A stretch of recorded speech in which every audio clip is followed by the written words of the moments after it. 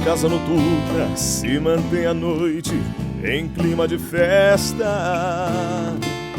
De longe se ouve vários instrumentos de cordas e metais, boêmios bebendo, cantando e dançando ao som da orquestra.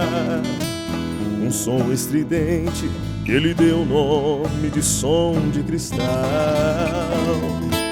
A casa noturna, boate falada, lugar de má fama. De portas abertas durante a noite, entra quem quiser. Porém essa noite, sem que eu esperasse, entrou uma dama. Fiquei abismado, porque se tratava de minha mulher. Ela se cansou de dormir sozinha, esperando por mim, e nessa noite resolveu dar fim à sua longa e maldita espera.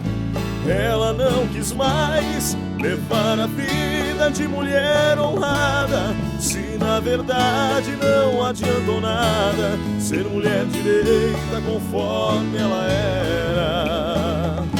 Ela decidiu abandonar o papel de esposa para viver entre as mariposas que fazem ponto naquele local. A minha vida, muito mais errante, agora continua. Transformei a esposa em mulher da rua, a mais nova dama do som de cristal.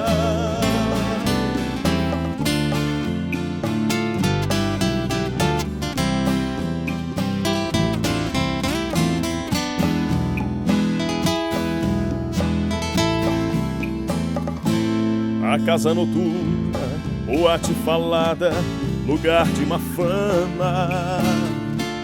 De portas abertas durante a noite, entra quem quiser. Porém essa noite, sem que eu esperasse, entrou uma dama. Fiquei abismado, porque se tratava da minha mulher. Ela se cansou de dormir sozinha, esperando por mim, e nessa noite resolveu dar fim à sua longa e maldita espera. Ela não quis mais levar a vida de mulher honrada, se na verdade não adiantou nada ser mulher direita conforme ela era. Ela decidiu abandonar o papel de esposa para viver entre as mariposas que fazem ponto naquele local. A minha vida, muito mais errante, agora continua. Transformei a esposa em mulher da rua, a mais nova dama do som de cristal.